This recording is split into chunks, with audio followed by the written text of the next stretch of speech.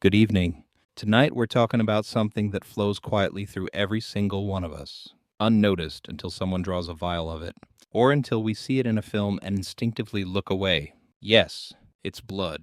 That deep crimson river carrying oxygen, warmth, and more secrets than you might have guessed. You probably wouldn't survive this. No, really, you wouldn't survive without it. And yet most of us walk around hardly giving it a thought. So before you get too comfortable, take a moment to like the video and subscribe, but only if you genuinely enjoy what I do here. And since I'm always curious about where my words are floating off to, drop a comment with your location and your current time. It's strangely comforting to imagine all of us listening together across different time zones. Now, turn off the lights, maybe switch on a fan for some soft background noise, and let's begin tonight's journey together. Blood has never been just a medical fluid. Cultures everywhere have spoken of it as though it carried messages, not just nutrients.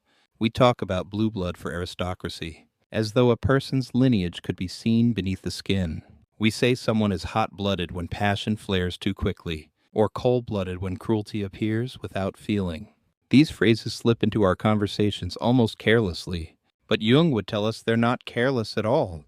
They're evidence of ancient symbolism bubbling through our collective unconscious. He always insisted that the simplest things hide the deepest truths, and blood, quite literally life itself, is too powerful a symbol to escape his notice. I remember the first time I really stopped to think about it. It was during a routine health check. The nurse pricked my finger. The tiniest drop welled up, and she said matter-of-factly, "Type A." She may as well have been announcing my astrological sign. I went home and, out of curiosity, searched what it meant. What I found startled me, not because of the accuracy, but because of how eagerly I wanted to believe that those two letters carried a secret about who I was. Isn't that what we're always searching for? A code, hidden somewhere, that explains us to ourselves? The fascination isn't new. In Japan, there was a surge of belief in the 20th century that blood types determined personality. People filled magazines with charts about who made the best friends, the best lovers, the worst colleagues, all based on whether you were A, B, AB, or O. It sounds whimsical until you notice just how deeply people began using it. Companies supposedly asked for blood types in job applications. Matchmaking services categorized couples as compatible or doomed, a bit like horoscopes. Yes, but with a scientific-looking label stuck on top. And here's the curious thing. Jung never spoke about blood types at all, but he would have adored the symbolism. His whole life was about tracing the invisible threads that connect myth, psychology, and biology. He believed that archetypes, the eternal figures like the hero, the sage, the trickster, live inside all of us, surfacing in dreams and in stories. What if, he might have asked, these archetypes could also be traced in our very veins? That question alone is enough to give the idea of blood personality a strange weight. When I was younger, I brushed off things like horoscopes as harmless entertainment. But the older I get, the more I see how symbolic systems, even when not strictly scientific, act like mirrors. They force you to pause, to reflect. You read that type A, people are meticulous, and suddenly you notice how you alphabetize your bookshelf. You hear that type B are adventurous, and you remember the trip you impulsively booked without a second thought. The power is less in the label itself and more in the way it prompts you to recognize yourself. Jung would have said exactly that. The symbol works because it draws the unconscious into the light. It's fascinating, too, how blood itself becomes a metaphor for identity. Think about family ties. Blood is thicker than water. That saying has been twisted around for centuries. But the core remains blood equals belonging. And on darker notes, blood also equals sacrifice, survival, violence, purification. Every ancient ritual had its own interpretation. To spill blood was to seal a pact or to offend the gods. To share blood was to merge lives. Jung loved pointing out how universal these themes are. You find them in tribes who never met each other, yet they echo the same stories. To him, that was evidence of the collective unconscious, humanity dreaming the same dreams in different languages. There's also the plain strangeness of it.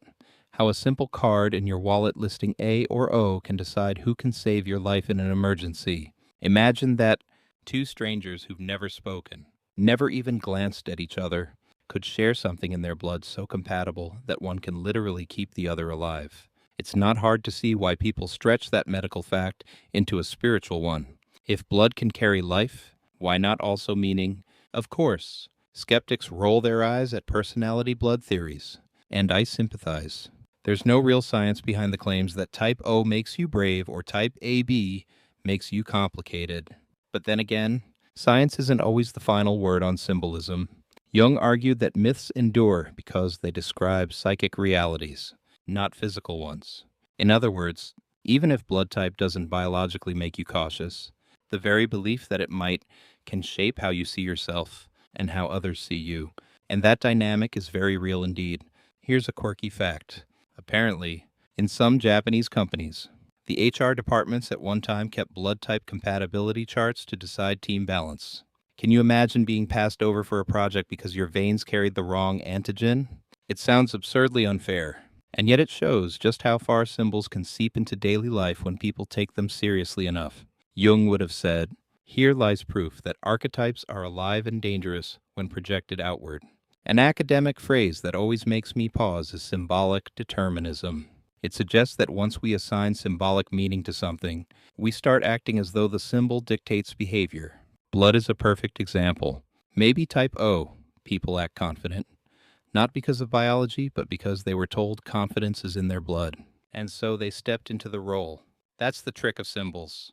We live them into reality. As I sit here speaking softly into the dark, I can't help thinking of how blood reminds me of time itself. It keeps moving, pulsing quietly through veins, unnoticed unless there's a problem. Isn't that how most of our unconscious life works? Hidden, constant, powerful.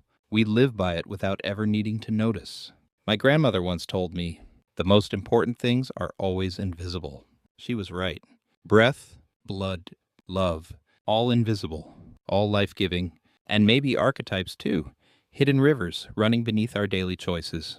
When I first encountered Jung's writings on archetypes, it felt as though I had stumbled upon a secret map of human behavior, a kind of chart for the inner ocean we all sail on without knowing the currents. Jung spoke of archetypes as ancient patterns, timeless roles etched into the psyche of every human being. And I remember sitting in a cafe with his book propped open, thinking, so this is why certain stories repeat endlessly. The hero facing the dragon, the wise old man giving counsel, the trickster sowing chaos. These figures aren't inventions of literature. They're imprints in our very minds. And what is blood if not another imprint? Another signature of something both unique and universal flowing through us. I sometimes picture the collective unconscious as a great underground library. Each archetype is a book, well thumbed and translated into every language across the centuries, yet somehow always telling the same tale. Jung argued that we dip into this library in our dreams and our myths without even realizing it. It's a comforting idea, whatever confusion you face in your life. You're never truly the first. Someone, somewhere, has already wrestled with that dragon in the symbolic sense. I suppose that's old age wisdom at work too, realizing that our struggles aren't unique burdens, but inherited dances, passed from generation to generation like a melody. Everyone knows, but no one remembers learning. Here's a quirky side note I love. Apparently, Jung kept a collection of tiny figurines on his desk, representing different archetypal figures. Visitors said he sometimes used them like chess pieces, moving them around as he explained psychological dynamics. Imagine a bearded Swiss analyst pushing a little clay hero across the table and saying, "This is you confronting your shadow." It makes me smile every time. But what's more compelling is how easily these archetypes might overlap with something as seemingly mundane as blood type. Let me tease that out. Jung never claimed that biology determined destiny, but he was fascinated by symbols that crossed from the physical into the psychological. Think of how we talk about the heart, biologically just a pump, yet symbolically the seat of love, courage, despair. Blood has always held that double role, physical and mythical. If archetypes are the inner maps of human nature, could blood be one of the outer signs pointing toward them? I've often debated this with colleagues and friends, and the phrase that tends to surface in academic circles is psychophysical correspondence. It's the idea that the psyche and the body aren't two separate realities, but mirrors of each other. Your dreams might reveal your anxieties just as your posture might. Blood types, for all the skepticism they face, might simply be another mirror, reflecting our hunger to find order between body and mind. There's an old proverb my grandfather used to repeat: the body remembers what the mind forgets. At the time, I thought it was just a poetic way of saying you should stretch your back after long hours of work. But now I hear the deeper resonance. We carry symbols in our blood, in our bones, without needing to articulate them. Jung would call that the unconscious at play. And maybe when people read about their blood type personalities and say, that feels like me, what they're touching is not medical fact but symbolic truth. It makes me think of one evening when I was talking to a student about why she kept having dreams of being chased. She confessed she was type O and half-jokingly said, maybe my blood makes me dramatic. We laughed, but then she grew thoughtful. Still, it feels real, she said. That's the subtlety here. When symbols resonate, they feel real, and that feeling is enough to shape how we move through the world. As Jung himself noted, symbols act as transformers of energy. Whether you believe blood types dictate personality or not, the symbol transforms you by making you reflect, by drawing something out of the unconscious into daylight. And isn't that what we're all searching for at some level? A language to explain ourselves to ourselves. A pattern to reassure us that we're not adrift, that the chaos inside has structure. Jung gave us archetypes. Cultures gave us blood myths. Together, they weave a story, both scientific and mystical. Something you can laugh at and still feel moved by. Here's a small joke to lighten the mood. If Jung were alive today, he'd probably have his own YouTube channel, sitting in front of shelves stacked with arcane books, calmly explaining why your dream about forgetting to wear trousers at school is really about your anima projection. The comments section would be chaos. Of course, with people typing, type B here, explains everything. What stays with me, though, is the serene pace of Jung's ideas. He didn't rush, didn't force answers. He sat with the mysteries, let them breathe. Blood, archetypes, dreams, they were never puzzles to be solved once and for all. They were companions for reflection. That's something I try to remind myself, especially as I grow older. Not everything has to be resolved. Sometimes it's enough to recognize a pattern, to say, ah, yes, I've seen this before, and let that knowledge soften the weight of it. And so I sit here, aware of the pulse in my wrists, the steady rhythm that's both entirely ordinary and impossibly symbolic. My blood carries oxygen, but it also carries a story that links me to ancient rituals, to Jung's desk of figurines, to the archetypes hidden in my dreams. To deny that story would be to reduce life to chemistry. To embrace it is to admit that we are more than our veins, yet somehow also defined by them. It's always amused me how certain ideas begin life as curiosities and then balloon into cultural obsessions, often without the faintest bit of solid science beneath them. The theory linking blood type to personality is one of those strange cases. The roots stretch back to Japan in the early 20th century, when a scholar named Takeji Furukawa suggested that the ABO blood group system could explain temperament. He published his ideas in 1927, and while his methodology was flimsy to say the least, the concept ignited like dry tinder. By the 1970s and 80s, the notion had blossomed into a cultural phenomenon across Japan, weaving itself into popular magazines, television, and even matchmaking advice columns. I sometimes joke that if astrology and biology had a slightly reckless child, it would be blood type personality theory. There's something about it that appeals to the human appetite for neat categories. People love to be told who they are in 4 simple options. It's much less overwhelming than grappling with the complexity of real psychology. Are you type A? Then you must be orderly, cautious, perhaps even a touch perfectionistic. Type B, adventurous, curious, a bit irresponsible when the mood strikes. AB, the enigmatic fusion, logical yet emotional. And type O, bold, decisive, the so-called natural leader. The labels may not hold water in a laboratory, but they certainly hold power in the imagination. I remember visiting Tokyo years ago and noticing how casually people slipped blood types into introductions. Nice to meet you. I'm A. One man told me with the same confidence as if he'd announced his star sign. I laughed, thinking it was a joke, but he looked mildly puzzled at my reaction. For him, it was as natural as mentioning his hometown. What struck me was not the truth of the claim, but the ease with which it stitched itself into identity, It was Jung's archetypes in action, alive in a new cultural costume. Old wisdom tends to remind us that humans will always seek order in chaos. My grandmother once said, people will carve shapes even in clouds to feel less lost. Blood type personality theory is just another cloud shape, another pattern carved into the sky of our uncertainty. It might not predict your destiny, but it soothes the restless question of who you are. Jung would have nodded approvingly at that, even if he'd rolled his eyes at the pseudoscience. Here's a quirky little side note that always makes me chuckle. During the 1980s, Japanese baseball coaches allegedly paid attention to players' blood types, believing that O types made strong, decisive hitters, while A types were more prone to nervous errors under pressure. Imagine standing at the plate, the stadium roaring, and somewhere in the dugout your coach is whispering, "Don't worry, he's an A. He'll crack under pressure." Sports psychology meets superstition in a way that almost sounds like the plot of a comedy. An academic term that slips nicely into this discussion is cultural determinism. It's the idea that our behaviors are shaped less by biology and more by cultural frameworks we've inherited.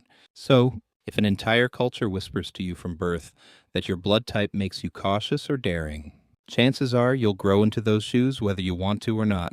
That's where Jung's collective unconscious overlaps in interesting ways. Archetypes aren't just ancient, they're refreshed constantly by the culture around us, given new masks, new rituals. I'll admit, there's something charming about the whimsy of it all. People exchanging compatibility charts, wondering whether an O and an A make a power couple or a disaster in waiting. It's half playful, half earnest. And I confess, even I found myself caught in it when a friend once teased, "You're definitely A, always organizing your notes." I wanted to protest, but then I remembered the color-coded folders on my desk and fell silent. Perhaps the symbol was shaping me as much as I was shaping it. Still, I sometimes catch myself asking, why blood? Why not eye color, or handedness, or some other bodily trait? The answer lies in symbolism.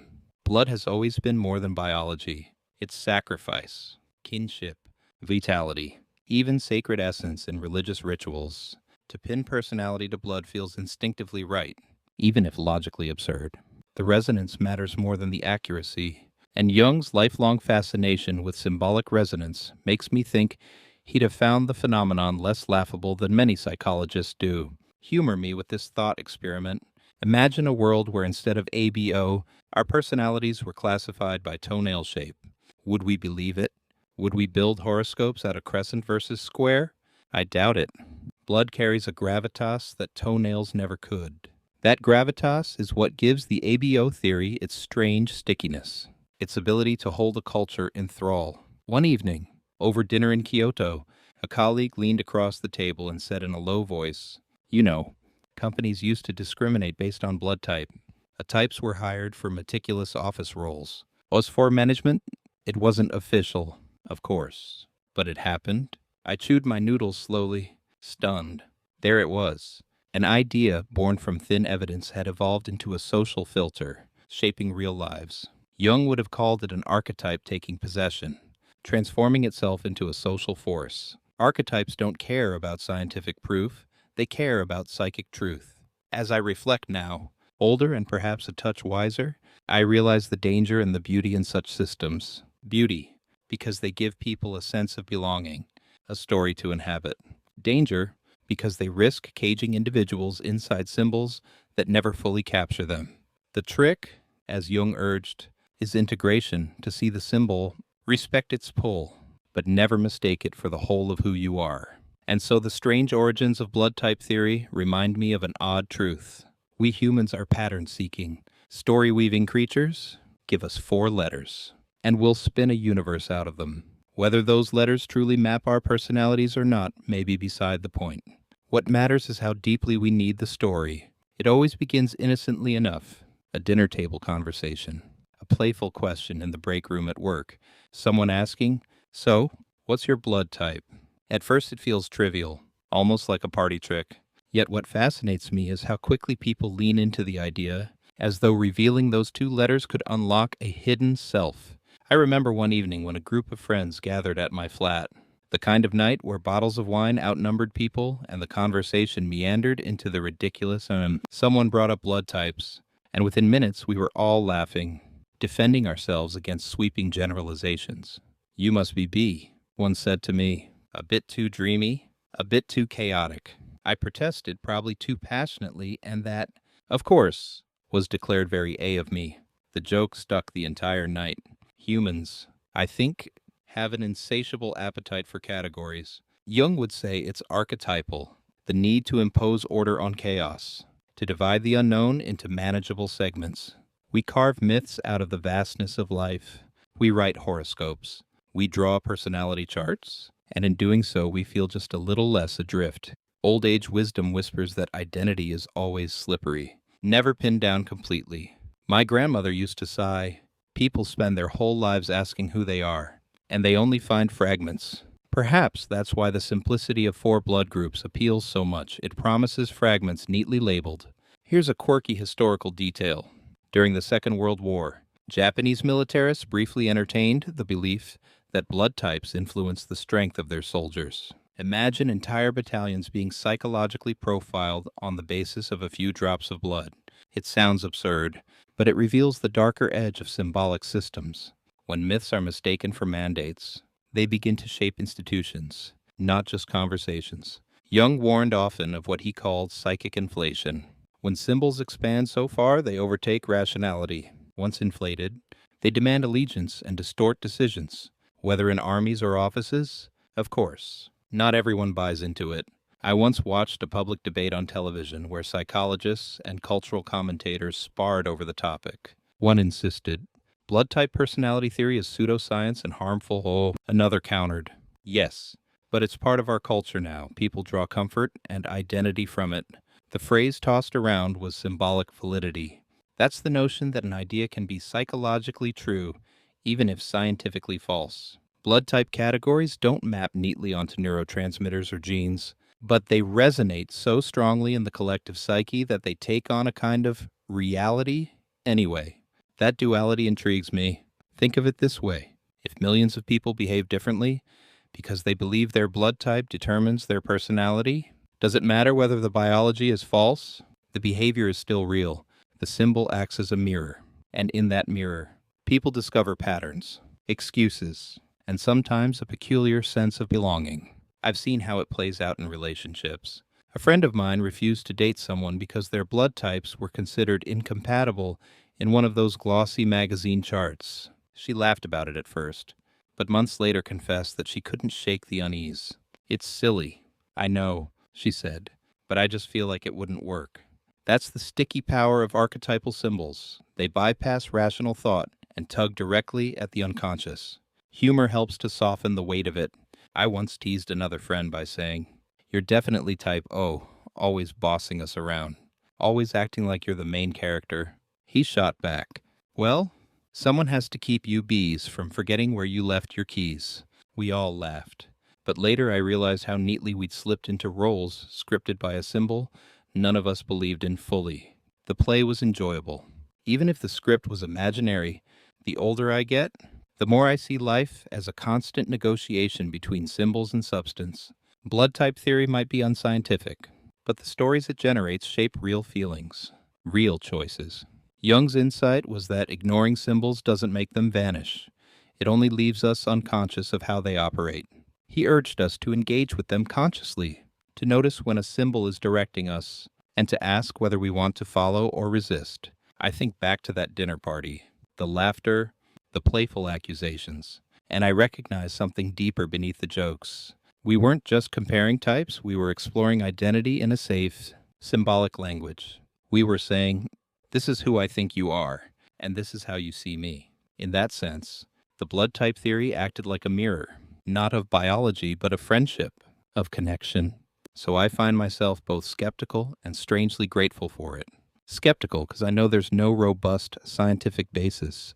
Grateful because it has given people a tool, however imperfect, to talk about themselves, to joke about their flaws, to connect over imagined differences. And isn't that what symbols have always done? They create bridges where plain facts cannot.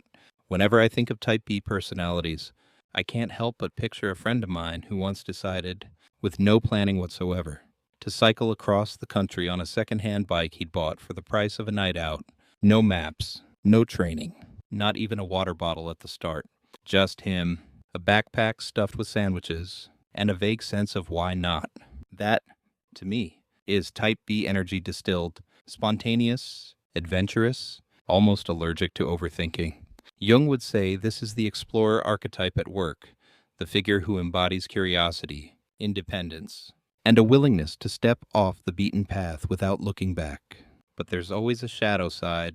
My friend's cycling adventure, for instance, ended on the third day when he realized he'd been pedaling in circles and was actually closer to home than when he began. He laughed it off, of course, and said, "Well, at least I got some exercise." That lightness of spirit is part of the bee charm, but it can veer into recklessness, into the inability to commit. Jung taught that every archetype casts a shadow. The explorer's curiosity can harden into restlessness, the rebel's independence into selfishness. It's the same with blood types. Each stereotype carries both gift and burden. I've always admired how type B people can create beauty out of chaos. There's a story I love from art history about how the painter Jackson Pollock dripped paint onto canvas in wild arcs, dismissed by critics at first as childish mess. Yet within the disorder lay a rhythm, a surprising harmony. Type B personalities remind me of that.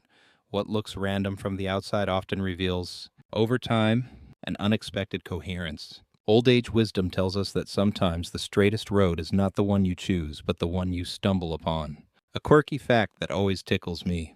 Apparently, in some surveys in Japan, Type B individuals are stereotyped as being so unpredictable that they're considered unsuitable for certain jobs. Especially in banking or clerical work, imagine being turned down for a job not because of your CV but because of your red blood cells. The absurdity of it. And yet, in the same breath, the very same culture often celebrates B types in creative fields, as if society wants them free enough to innovate but controlled enough not to balance the books. It's a paradox that says more about cultural projections than about individuals themselves. In academic circles, the word often used is essentialism, the belief that people have innate, unchangeable characteristics that define them. Essentialism is both alluring and dangerous. It simplifies the world, but it also reduces people to boxes. Jung would remind us that while archetypes shape us, they are not prisons. They are starting points for growth. The explorer archetype isn't condemned to wander forever. He can also learn to build a home. The rebel isn't destined only to destroy. She can become a reformer. I once teased a type B friend by saying, "You'd forget your own head if it weren't attached." He grinned and replied, "Maybe, but I'd probably enjoy the adventure of finding it again." That's the wit of the bee spirit. Life is less about efficiency and more about experience. And in a way, that's a kind of wisdom. Efficiency will get you from point A to point B, but wonder will carry you through the spaces in between. Growing older, I find myself more sympathetic to that way of being. When I was younger, I prized order and plans. I feared mistakes. But the elders I've known often emphasize the opposite lesson. Life is far too short to live entirely within lines. A neighbor of mine, who reached 93, once told me, "The only regret I have is the journeys I didn't take because I was too sensible." That echoes the type B archetype perfectly. They leap where others hesitate. And though they may fall, they also discover places no map records. Of course, it's easy to romanticize it. The truth is, type B energy can also frustrate those around them. I've seen projects derailed because the B spirit couldn't keep to deadlines. Relationships strained by their reluctance to settle. The shadow must be acknowledged. Jung would insist on integration, seeing both the gift and the flaw, and not pretending one cancels out the other. Still, when I think of the archetypal explorer, I can't help but feel grateful they exist among us.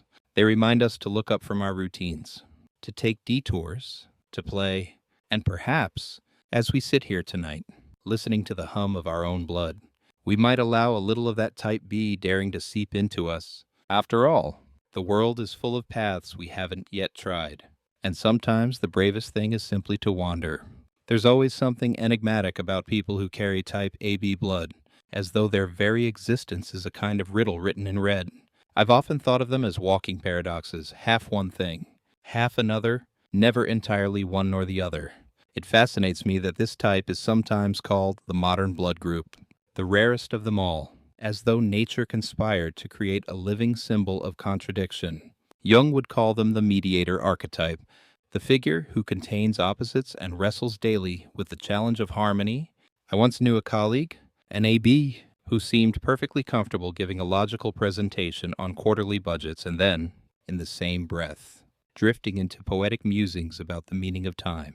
It was infuriating and impressive in equal measure. One minute he was a scientist, the next a philosopher, and he wore both masks so seamlessly you almost believed him to be two people stitched into one. That's the AB gift, an uncanny ability to hold contradictions without combusting. Jung would have loved them, I think, because he was always chasing the reconciliation of opposites.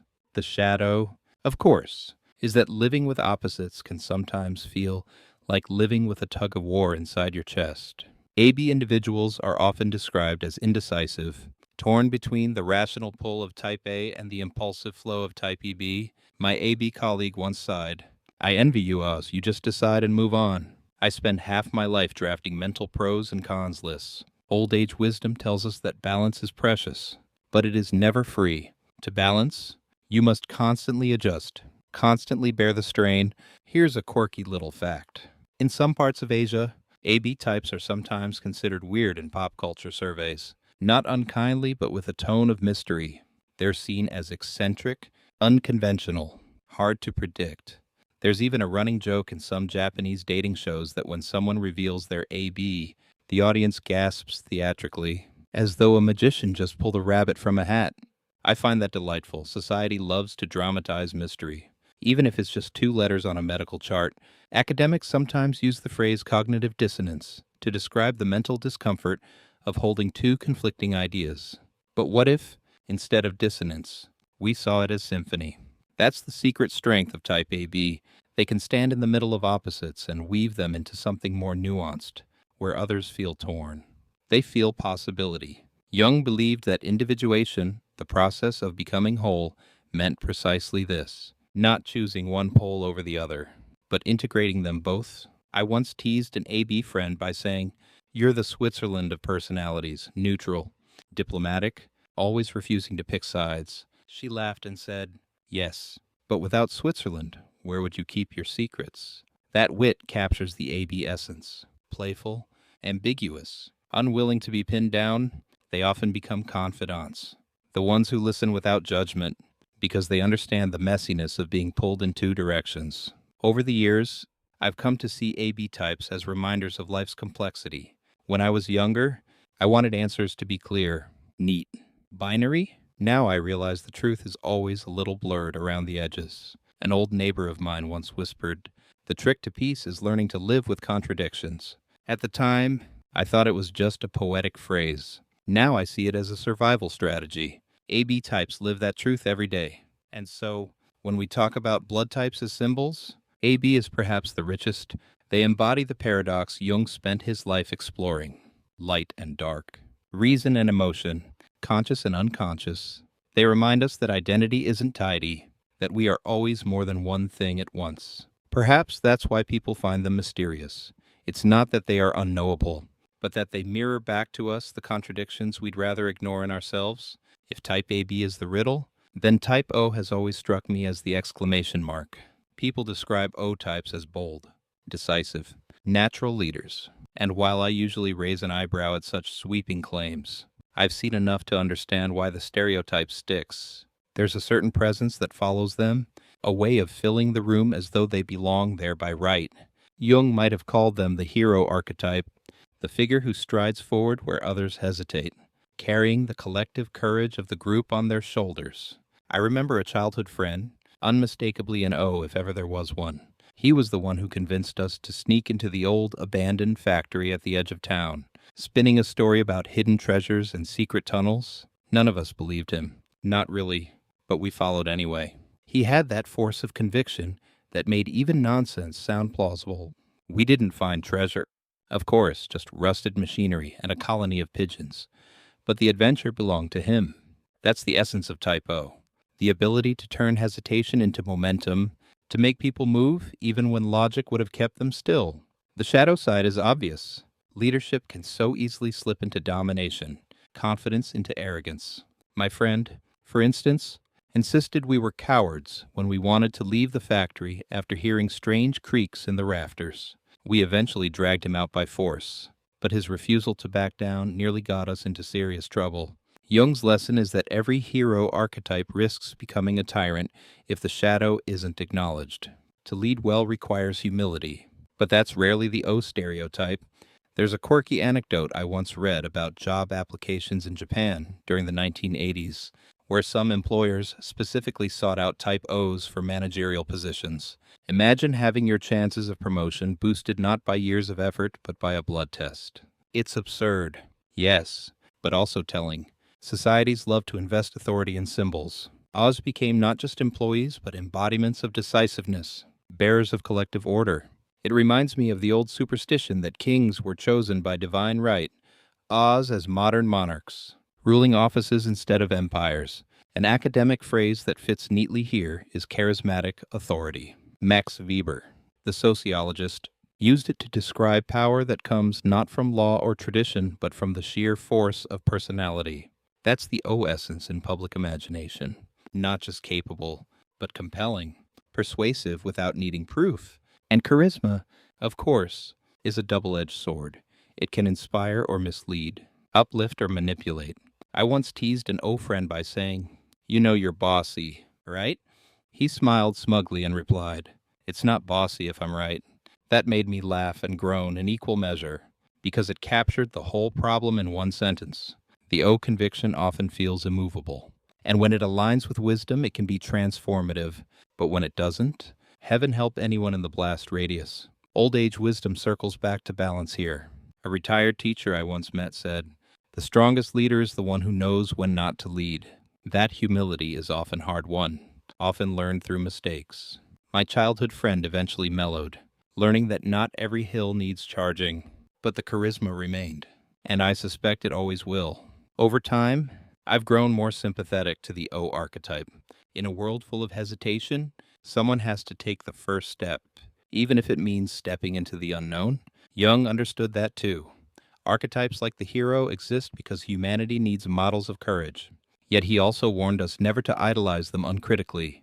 The hero must be reminded of their own frailty, their own limits, or else they risk becoming the villain of their own story. So when I think of Type O, I imagine a torchbearer in the dark. They may not always choose the right path, but without them we might remain paralyzed at the crossroads forever. And perhaps that's why, even today, the O stereotype carries a certain allure. We may laugh at the pseudoscience, but deep down we all long for someone to walk ahead and light the way. What fascinates me most is how these blood type archetypes don't just remain private curiosities, they spill into the public imagination, shaping culture in ways both subtle and absurd. I once visited Tokyo and was amused to find entire sections in bookshops devoted to blood type personality guides. Slim paperbacks with cartoonish covers promised insights into love compatibility, work habits, even lucky colors. It felt almost like astrology in Western culture, except instead of stars and planets, it was platelets and plasma. The sheer popularity of it amazed me. People queued at tills, holding books that claimed to explain their relationships purely on whether they were A, B, AB, or O. I confess I bought one myself. On the train ride back, I flipped through its pages, grinning at how confidently it declared Type O men are natural leaders, but often forget anniversaries in Type A. Women keep immaculate wardrobes, but hide secret stress. I couldn't decide if it was endearing or ridiculous, but I noticed how passengers around me were reading similar things, nodding along, laughing softly, sometimes elbowing their friends with that knowing look that said, "That's you." Jung would have said this is the collective unconscious at work, a shared reservoir of symbols and stories that cultures dip into to make sense of themselves. The quirky fact here is that in the 1970s, Japanese television dramas began assigning characters blood types as part of their personality descriptions, almost like shorthand for the audience. It became such a staple that viewers would sometimes guess a character's blood type before it was revealed, just from how they behaved. Imagine if in British soap operas someone declared, "Well, of course she's Type B. Look at the chaos she brings to the pub." It sounds absurd. Yet it shows how symbols can be woven seamlessly into narrative until they feel natural. Academics often use the phrase cultural construct to describe phenomena like this, beliefs that aren't grounded in empirical science but gain weight because they are socially agreed upon. It's a polite way of saying, if enough people believe it, it becomes real in effect. If not in essence, the blood type myth thrives because it offers simple stories in a complicated world. People love shortcuts, and two little letters are quicker to explain than the tangled web of human psychology. I teased a friend once while we were watching a cheesy dating show that paired contestants by blood type. So, I said, would you ever let your romantic destiny be decided by a blood test? She laughed and replied, honestly, it would probably save me time. We both chuckled. But beneath the joke there was a truth. Symbols provide not just entertainment but also comfort. They give the illusion of predictability, and who among us doesn't crave that when navigating the chaos of relationship? Old age wisdom often suggests that life cannot be controlled, only danced with. An elderly neighbor once told me, the more you try to pin people down, the more they slip away. Perhaps blood type theories are our way of pretending we can pin things down just a little. They don't actually predict love or success, but they provide a language to talk about them. A bit like how horoscopes tell us about communication issues during Mercury retrograde, it doesn't matter if the planets are involved or not. What matters is that the phrase becomes a tool for conversation. Over the years, I've come to see these cultural constructs less as lies and more as metaphors. A type A might not be universally meticulous, but if the stereotype sparks reflection, am I too rigid? Could I loosen up? Then it has served a purpose. Jung's entire method was to work with symbols as if they mattered, precisely because in the psyche they do matter. Dismissing them misses the point. Engaging with them allows transformation.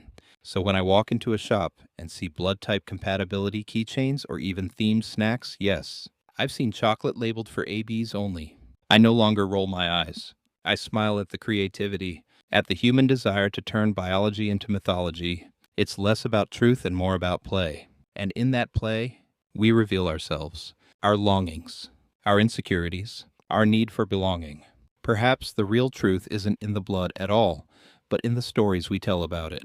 When I sit quietly and think about the shadows that come with each blood type, I realize how much they mirror Jung's notion that we are all double-sided coins. The shiny front is what we show the world, but the darker imprint presses just as deeply on the other side.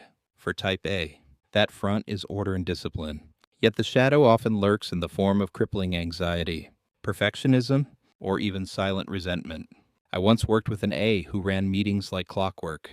Every agenda perfectly timed, yet confessed privately that he barely slept for fear of letting someone down. Jung would have called this the shadow, the hidden weight of the very trait society praises. For type B, the lively freedom and spontaneity can curdle into irresponsibility. I remember a university classmate, clearly B, who was adored for her daring ideas and group projects, but when deadlines approached, she'd disappear entirely. We all laughed it off at the time, saying, classic B move. But it wasn't funny when the rest of us scrambled to finish her part at 3A. The shadow is not about malice, it's about imbalance. The excess of the gift until it becomes a flaw. Type AB shadows are subtler. Their strength is synthesis, the ability to hold contradictions.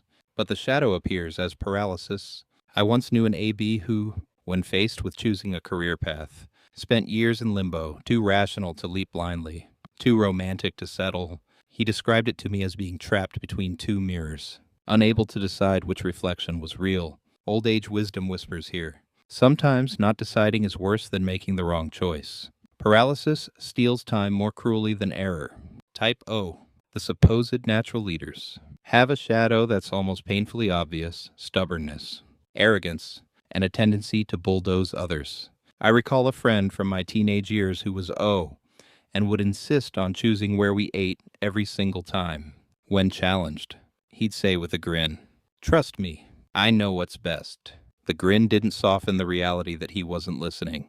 Jung would nod and remind us, the hero archetype always carries the shadow of the tyrant, waiting for unchecked confidence to harden into domination. A quirky fact that still makes me smile is how some Japanese companies once ran team-building exercises based on blood type stereotypes, only to abandon them because employees began blaming their shortcomings on their type. "Sorry I missed the deadline, I'm just B." You know how it is. It was humorous at first, but quickly corrosive That's the danger of leaning too hard on symbols. They become excuses rather than invitations to grow. Academically, the phrase that captures this is projection. Jung used it to explain how we often see in others what we can't accept in ourselves. If we believe type A is too rigid, it may be our own rigidity we resent. If we scoff at type B's chaos, perhaps it is our own suppressed desire for freedom that unsettles us. Blood types, in this symbolic sense, become screens onto which we cast our disowned traits. I once teased a perfectionist, a friend, by saying, "You'd alphabetize your dreams if you could."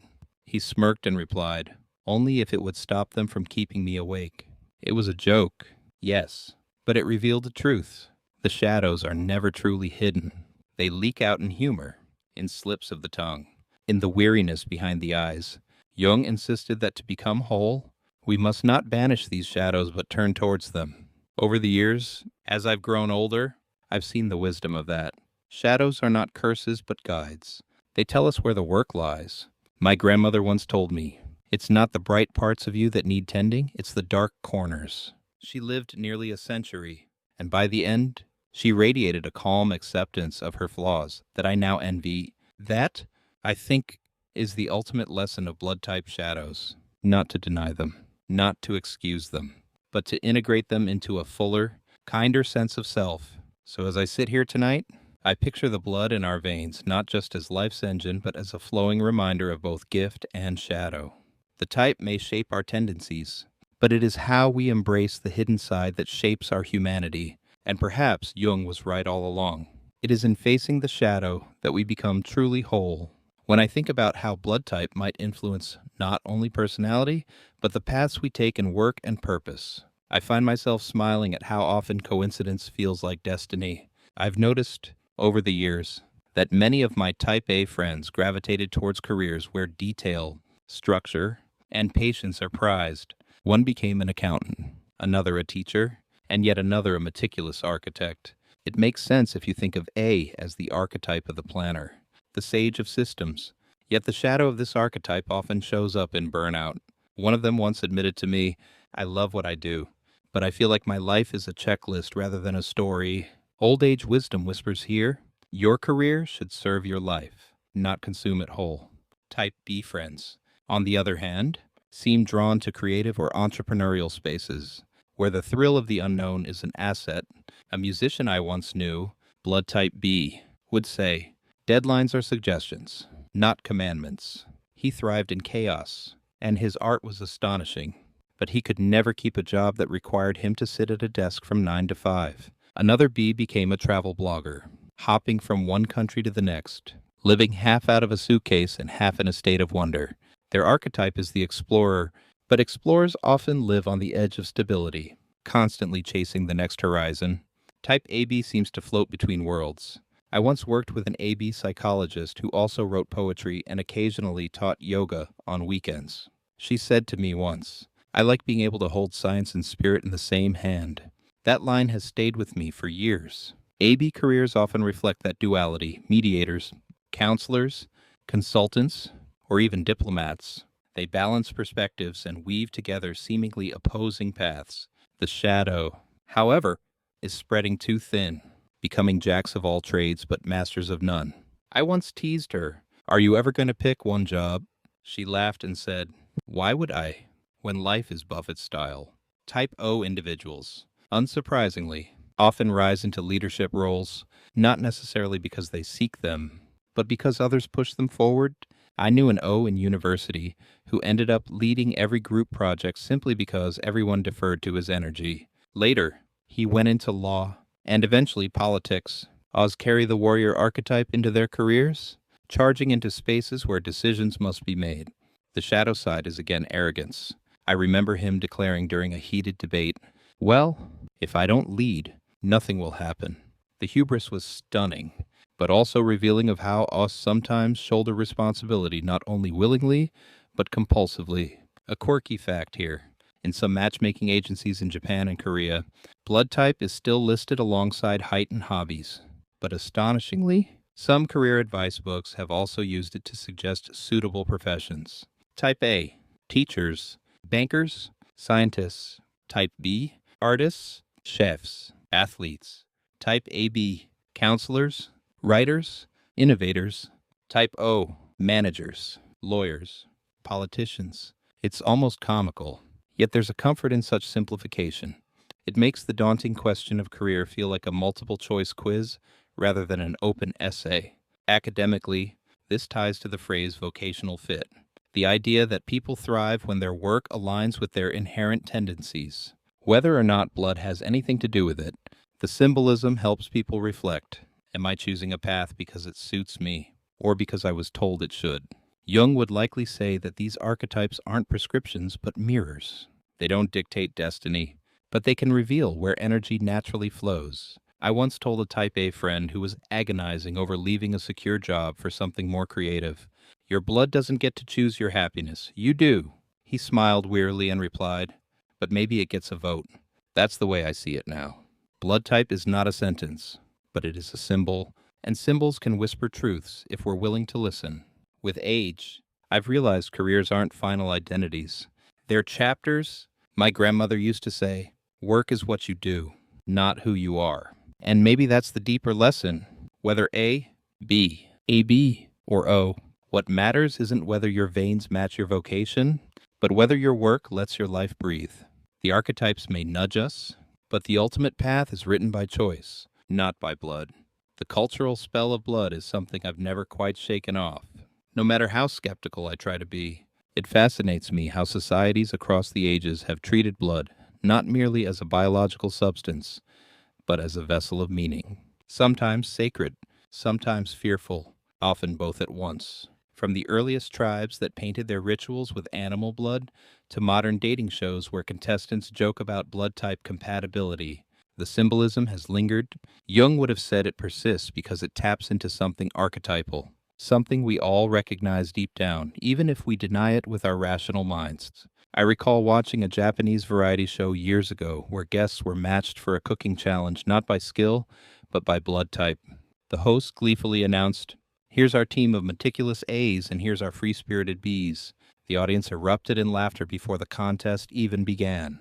The fact that everyone played along, regardless of accuracy, reminded me of theater. It was ritual dressed as entertainment. Just as ancient people once performed ceremonies to invoke gods, we now perform little sketches to invoke archetypes. It made me think of Jung's phrase psychic reality, truth not in fact but in meaning. The quirky fact I like to drop here is that during the Second World War, Nazi Germany briefly entertained theories linking blood type to racial identity, attempting to classify populations. These ideas were abandoned when they proved scientifically useless. But the attempt itself is chilling. It shows how a cultural spell can be weaponized when symbols are stripped of nuance and forced into ideology. In stark contrast, in East Asia the same idea blossomed into pop culture trivia, playful matchmaking, and novelty merchandise. The same symbol can heal or harm depending on how a culture frames it. In everyday life, I've seen people use blood type like small talk. At a cafe in Seoul, I overheard two women swapping stories about ex-boyfriends. One sighed and said, "He was type O." Of course. And the other burst out laughing as though that explained everything. I didn't know the man, but the shorthand was enough to create shared understanding. It was like saying he was a Gemini in London. Such exchanges are small acts of bonding, symbols creating community. Jung would argue that mythologies never truly vanish, they simply change costumes. Academically, the phrase social construct comes into play again. Blood types as cultural shorthand are not science in the strict sense, but they function socially as if they were. They give people a sense of orientation in a chaotic world, whether it's organizing teams, laughing at stereotypes, or nervously checking compatibility before a first date. The spell of blood works because we collectively choose to believe in it. Old age wisdom has taught me that it doesn't matter if a belief is true in the laboratory sense. What matters is whether it helps people live. My grandfather used to say, "A good story can feed a man longer than a loaf of bread." He didn't mean stories replace food, of course, but that meaning itself is nourishment. Blood myths feed us with belonging, humor, and at times cautionary tales. Once, during a dinner conversation, a friend asked me, "So do you actually believe in this blood type stuff?" I thought about it and replied, "Not really, but I believe in why people believe in it." That, to me, is the heart of it. Symbols endure not because they are proven, but because they serve. They give shape to the invisible, voice to the unspoken, color to the gray areas of life. Whether in the flickering firelight of an ancient ritual or the fluorescent studio lights of a modern TV show, blood has always been more than red liquid. It has been a story we tell ourselves about who we are and who we might become.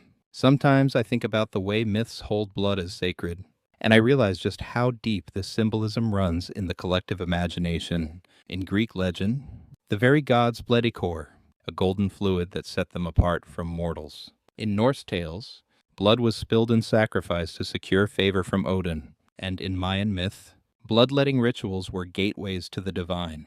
Even today, fragments of those beliefs linger. The language of sacrifice, bloodlines, and ancestral ties all pulse beneath our conversations without us even noticing. Jung would have pointed out that these stories are not quaint relics. They are living echoes of archetypes flowing through us still. I remember reading about an African tribe that believed spilling blood into the earth renewed the bond between humans and nature, as if veins extended into soil and roots. It struck me how similar this was to Christian traditions, where blood is remembered as covenant and redemption. Different continents, different ages, yet the same symbolic thread. Blood is not simply material. It is memory, continuity, belonging. Jung's idea of the collective unconscious feels almost literal when you trace how these myths repeat themselves in different costumes across cultures. A quirky fact that has stayed with me is that Roman gladiators' blood was sometimes sold as a cure for epilepsy. Physicians in the empire recorded patients drinking it still warm from the arena floor. Horrifying, yes, but also revealing of how sacred and medicinal blood was believed to be. Contrast that with modern medicine, where blood transfusions save lives daily in hospitals. Sterile and ordinary, yet still carrying a hint of miracle. The act of one person's blood sustaining another echoes the old myths of sacrifice, though now it is framed in scientific language. I once asked an elderly woman in Kyoto about the tradition of Ketsueki Geita, the belief in blood-type personalities. She smiled softly and said, "It is just another story, like old tales we tell children, but stories remind us of who we are." That gentle wisdom struck me more deeply than any scientific argument. Old age teaches that truth is not always about measurement. Sometimes it is about resonance. Academics often use the phrase collective memory to describe this phenomenon. The way symbols and rituals preserve knowledge and meaning across generations, even without direct teaching. Blood as a symbol is part of that memory, handed down like an heirloom. When a child learns that blood connects them to family, to ancestors, to gods or nations, they are stepping into a myth older than history books. For me, this became tangible during a visit to a cathedral, where sunlight pierced stained glass, turning red into rivers across the floor. I remember standing there, listening to the silence, and feeling the weight of centuries pressing in. Generations had walked those stones, praying about bloodshed, blood given, blood redeemed, and in that moment, I thought of Jung's phrase numinous experience, the encounter with something so charged with meaning it feels holy. Blood in myth often carries that numinous quality, regardless of whether we call it divine or psychological. Looking back, I see that these myths and rituals aren't separate from us. They shape how we see the world. They guide the way we interpret sacrifice, loyalty, even love. To say blood is thicker than water isn't science, it's myth in shorthand. And perhaps that's why blood-type symbolism caught fire in places like Japan. It wasn't about red cells and plasma, it was about plugging into a mythic pattern humanity has carried for millennia. Jung would smile knowingly, I think, and remind us that whether we are modern or ancient, the blood in our stories is never just blood. It is the mirror of our collective soul. There are nights when I catch myself wondering why I keep circling back to these symbols, as though the flow of blood is more than physiology, more than just a pulse keeping me upright.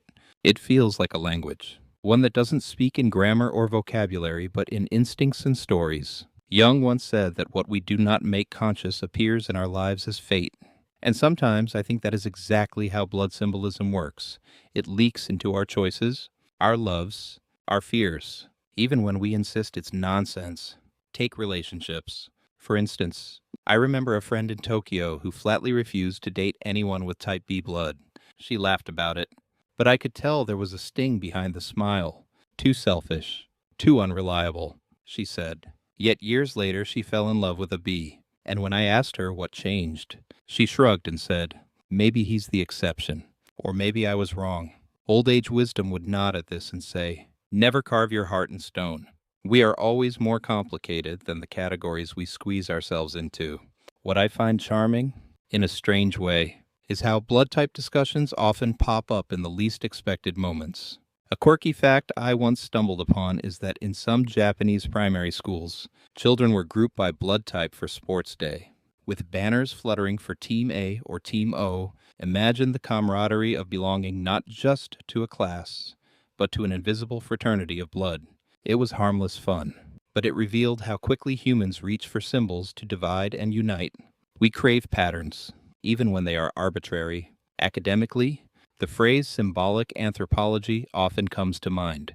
It's the study of how rituals, myths, and everyday symbols shape human life. To dismiss blood type lore as superstition is to miss the point.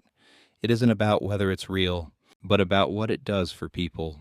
It gives language to attraction, blame, humor, and belonging. Much like horoscopes in the West, the conversation itself is the ritual, not the verdict. Jung believed that individuation, the journey of becoming whole, wasn't about discarding myths but learning how to live with them wisely. When I reflect on that, I realize how much blood has taught me, not in a clinical sense but in a symbolic one. The type A friends who remind me that discipline has its price. The type B companions who teach me freedom is not free of consequence. The AB enigmas who show me that contradictions can be fertile, not fatal. The O's who prove that leadership is both gift and burden. Each is a mirror, each a story, each a symbol running alongside the flow of life itself. Once, at a late-night cafe, a friend leaned across the table and asked, "Do you really believe blood tells us who we are?" I stirred my coffee slowly and said, "Not exactly, but I believe the stories we tell about blood tell us who we are." He smirked, then said, "That sounds like something a Jungian would say. Perhaps it is, but it feels true. Truer than pretending we are creatures of science alone." As I grow older, I see how these conversations matter less for accuracy and more for intimacy. They give us permission to laugh at ourselves, to tease a friend for being such a type A, or to marvel at an AB's contradictions. They become shorthand for the complexity of personality. And maybe, just maybe, that is enough. So when I think of blood now, I don't just think of veins and arteries. I think of a story that never ends. One that connects ancestors to descendants, lovers to strangers, communities to nations. A story in which we are all characters, whether or not we know our official type. And perhaps, in the end, the real secret is this. Blood flows not only through our bodies, but through our myths, our dreams, our laughter, and our whispered fears in the dark, when silence falls late at night. I sometimes imagine my own blood as a quiet river, carrying not only oxygen, but the weight of every story, every memory, every symbol humanity has poured into it. It's strange, isn't it, how something so ordinary becomes extraordinary when you look at it sideways. Jung often spoke of the need to see with symbolic sight, and I think that is what keeps pulling me back into these reflections. Blood is not just fluid, it is metaphor in motion, the oldest poetry written inside us. I've noticed that as people age, they speak more freely about the invisible currents that shape them. A neighbor of mine, in her 80s, once said, "I don't know my blood type, and I never cared, but I know I've carried my family in my veins all my life." That simple line carried more weight than a dozen textbooks. Old age wisdom often condenses truths into small, almost throwaway sentences, like crystallized honey. Her words reminded me that beyond archetypes and categories, blood is the intimate reminder that we are vessels of continuity. A quirky fact I once read is that in some parts of rural Eastern Europe, people used to bury bottles of blood in the corners of their houses during construction, believing it would bind the family's life force to the foundation of the home. The practice seems macabre now, but when you think about it, the intention was simply this: to root life and belonging in something tangible. It echoes the way we speak of blood ties and blood oaths, symbols of permanence in a fleeting world. Academically, the phrase sacred symbolism fits neatly here. Blood, whether in rituals, myths, or everyday speech, functions as a sacred marker, a sign that something matters beyond the ordinary. In anthropology, such symbols carry societies. acting as anchors in times of chaos. It's easy to dismiss these practices as primitive. Yet even in our so-called modern age, we retain them. When a person donates blood, we call them a lifesaver. When a soldier falls, we say their blood was spilled for the nation. These are sacred phrases disguised as casual ones. I remember once teasing a friend, an O-type with a notorious need to be in charge, by saying, "If we were stranded on an island, you'd crown yourself chief before the fire was lit." He laughed and replied, "And you'd thank me for it when I organized the rescue." We both laughed. But there was an uncomfortable truth there. Blood type stereotypes persist, not because they are precise, but because they reveal tiny slivers of truth wrapped in exaggeration. Jung would probably argue that such banter is our way of negotiating archetypes without the heaviness of ritual. Humor is the modern mask of myth. As the years roll on, I see how this river of blood symbolism doesn't dry up, it deepens. Each generation adds its own sediments. The ancients gave us myths of sacrifice. The medieval world wrapped blood in faith, and the modern world cloaks it in science. Yet beneath each costume, the same current flows. Blood as life, blood as story, blood as identity. When I sit with that thought, I feel a peculiar peace. It tells me that even my smallest struggles, my quiet anxieties, my late-night musings about blood types and archetypes are part of a larger tapestry. My veins hum with more than biology. They hum with history. And maybe, when I am gone, that river flows on in others. Not literally, but in the stories I leave behind. So tonight, as I lean back and let the words slow, I sense Jung whispering through the ages. Symbols are the language of the soul. And my blood, your blood, all blood. It is the script in which humanity keeps writing itself, line after line, pulse after pulse. There is something haunting about the idea that blood never quite leaves us, even after it leaves us. The stains of it in history, in myth, in whispered fears. They all linger like echoes in a cave. I have sometimes sat quietly at night, feeling the steady beat in my wrists, and thought, this same rhythm pulsed in my ancestors, and before them in others who walked deserts, forests, and cities long forgotten. Jung would call this continuity archetypal, but to me it feels like an unbroken song, one that does not care for time but only for persistence. I once heard an old monk say, "Every drop of blood carries a library of souls," and it was poetic nonsense on one level, but on another, I could not shake it. When I donated blood for the first time, I imagined that whoever received it might feel the strange tug of my stories, my laughter, even my petty complaints about supermarket queues. Of course, biology tells us they would feel none of that. Yet symbolically, the thought gave me comfort. As though generosity traveled in red rivers, old age wisdom often teaches us that giving is never diminished by sharing. Blood, whether literal or symbolic, embodies that. A quirky fact that fascinates me is how in medieval Europe, bloodletting was prescribed for everything from headaches to melancholy. Physicians carried elaborate charts linking phases of the moon to veins that should be opened for optimal healing. It seems ridiculous now, yet I can't help but see in it the same desire we still have, to believe blood is more than liquid, that it can be tuned, balanced, purified like a spiritual instrument. Even our modern obsession with detoxing echoes those old rituals, proof that symbols change form but not function. Academically, the phrase liminal space captures this perfectly. Blood sits on the threshold between life and death, health and sickness, self and other. To lose too much is to die. To give it is to save. To spill it is to consecrate. It is always in between, and that is why it grips us so tightly. Liminal things are unsettling because they cannot be controlled, yet they are also magnetic because they hold power. I remember a friend once challenging me, "If all this is just symbolism, why does it matter?" I sipped my tea and answered, "Because symbolism is how we survive meaning. Without it, life would just be noise." He frowned, but later admitted he kept thinking about it. That, I think, is the true role of blood as symbol. It haunts. It lingers. It demands reflection. Even if we laugh at stereotypes of A's and B's, or smile at horoscopes of compatibility, somewhere beneath, we feel the tug of the deeper current, blood as belonging, blood as story, blood as fate. As I grow older, I no longer care whether these archetypes are true. What matters is that they make life richer. They let me tease a friend, comfort a stranger, marvel at an ancestor, or pause in a cathedral with light spilling like blood across stone. They remind me that beneath all our rational certainty, we are still myth-making creatures, still whispering stories into the dark. And now, as I let the words slow down, I want you to lean into that hum of your own pulse. Listen to it not just as biology, but as story. The river inside you is older than your name, deeper than your memories, wider than your fears. It is the song of humanity itself, carried in silence from one generation to the next. Perhaps that is all we really are. Stories told in blood, searching for meaning in the spaces between heartbeats. Slowly, like a tide receding at dusk, we draw the threads together.